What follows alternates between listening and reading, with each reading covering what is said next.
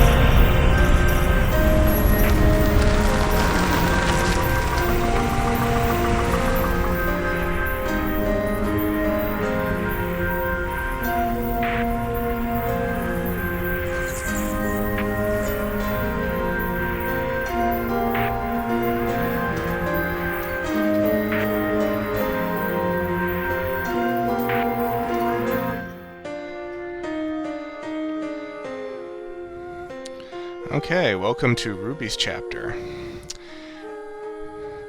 And I have to say, I like the way that she's designed. I enjoyed Ginger's get-up too, but the whole shoe on, little schoolgirl shoe on one foot and big black boot on the other, I think that's kind of cool. In a I don't care what the world thinks kind of way. This is Ruby, and as you probably have seen from the title screen that I put up in the introduction, she's pretty much the poster kid of the Six Sisters for the entire game. I'm not sure why that is. It may be because the character designer, this might be her favorite visually. I'm not sure about that, but it's a good chance that it is true. So we're out in the woods now, and let's check our basket to see what Ruby has to say about what we've collected so far in the game. Oops, there we go. Okay. Oh. Ah, there we go. Okay. Lost my cursor there for a second. This is for the old lady, I suppose. So that's the bread. Let's see what the wine does.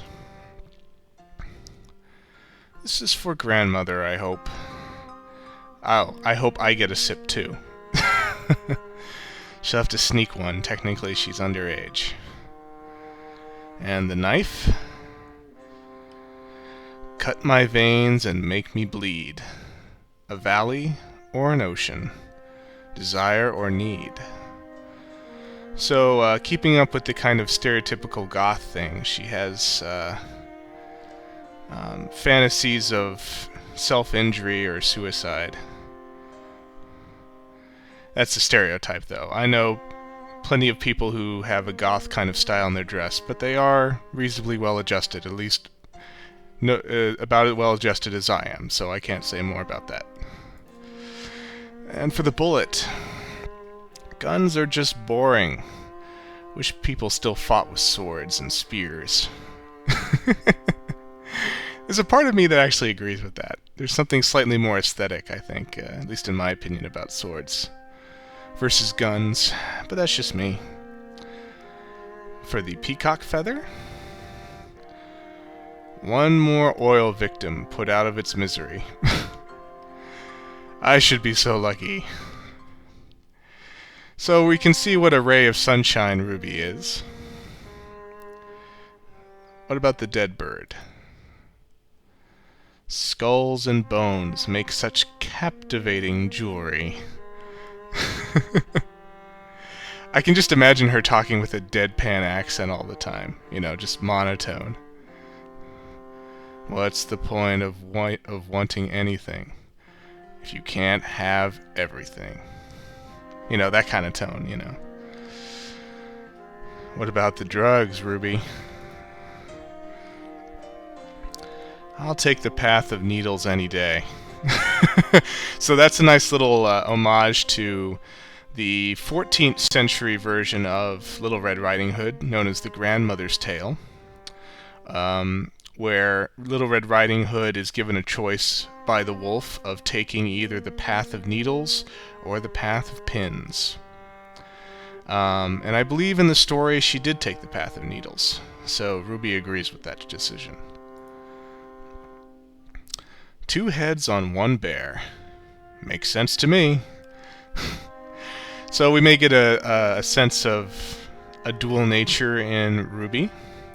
What exactly that nature is, we're not sure yet, but hopefully we'll find out as the chapter progresses. The old boot. 1 shoe. Nobody ever loses 1 shoe. Unless they also lose a leg. Or die. I think Ruby's comments may make me laugh more than any others, just because she tries so hard to be depressing all the time. I prefer my music engraved in black. That's a very poetic statement about a record. I like that. Are you going to say anything about the beautiful little flower?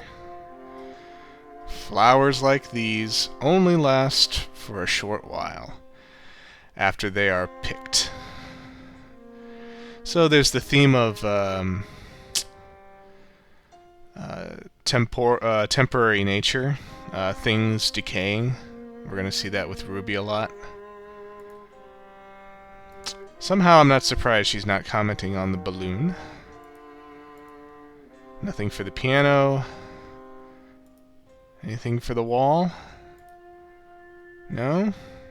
Oh, yes. Paint drips like tears. Gravity pulls everything down. It's only natural. And for the grave. Oh, I'm shocked. Nothing for the grave, Ruby. Alright. So all the rest are special items, which other girls won't comment on. So let's go a little ways more into the woods until we leave the path behind us forever, and then we'll see what the girl in white has to show us. As you can see at the bottom of the screen, there is already an attraction that we've met the wolf at before in this place, and that's the Field of Flowers. And there actually is an item that Ruby can get there, so if nothing else, we'll go pick that up. Collect some flowers while we're here. Alright, 43 out of 144. Oh, there's a lot of flowers around here.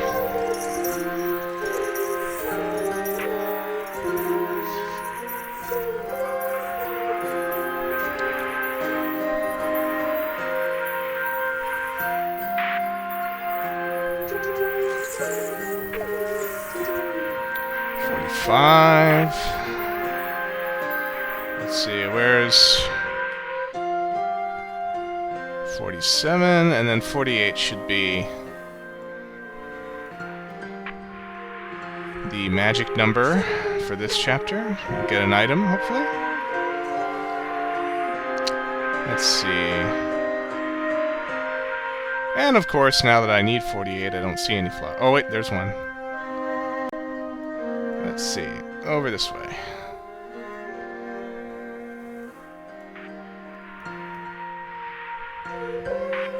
Huzzah!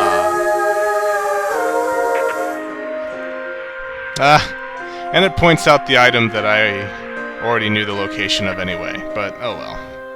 And I believe this is one of Ruby's special items.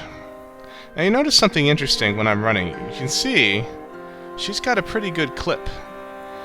And actually, I believe that Ruby is indeed the fastest runner. So again, we run into a contradiction with one of the girls, because you can see that she has her leg in a brace. So at least she herself considers herself to be crippled, to be some way, not, physically whole or emotionally whole, to put it at that. But still, in reality, she's a fast runner. So again, interesting kind of contradiction there. A scarecrow and no birds. Efficient. Wish I had one like that to keep the idiots away. A scarecrow for idiots. I'm sure there's all times in our life where we wish we had one of those.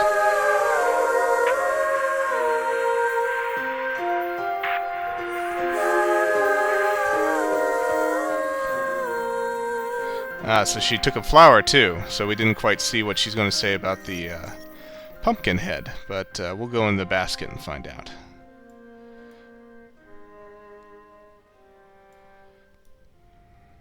Just gotta get clear of the attraction here. There we go. Okay. Let's see what she says about the pumpkin head. If you give me your head, you will please me so much more. From a silver platter, I shall eat you. So a little reference to the story of John the Baptist, where Salome requested his head on a silver platter. So once again, lots of imagery about death and decay. Is that the wall? The graffiti wall? If so, I'm going to see if Ruby does her own graffiti, because she did comment on it. Draw something, Ruby.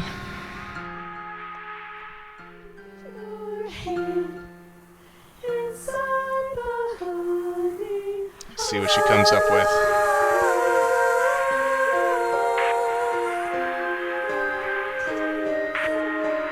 Oh, what a surprise. It's a face with tears.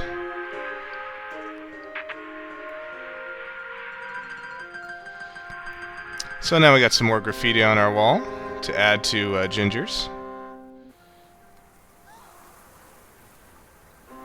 Let's see, that's the field of flowers, so we've already been there.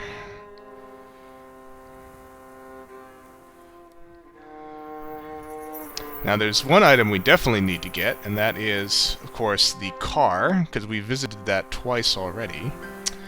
And both times it told us that Ruby needs to go there. That was an interesting little dance she did just there. Oh, by the way, I realized in listening to some of my previous videos that I was a bit breathy on the microphone, so I apologize for that. I have tried to put the microphone a little bit further away from me so that I don't sound too breathy on it this time. Hopefully it'll work. If not, I will adjust it again.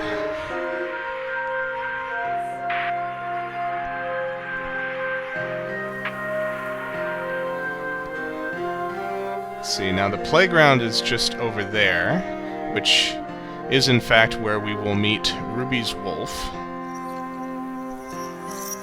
So we'll do that place last. There's the well. There goes the girl in white. Let's follow her. Ah, yes, the wheelchair.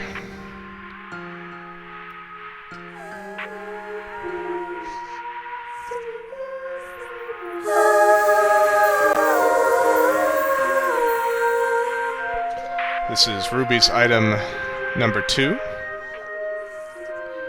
Sitting on wheels. Paralyzed soul. Nowhere to go.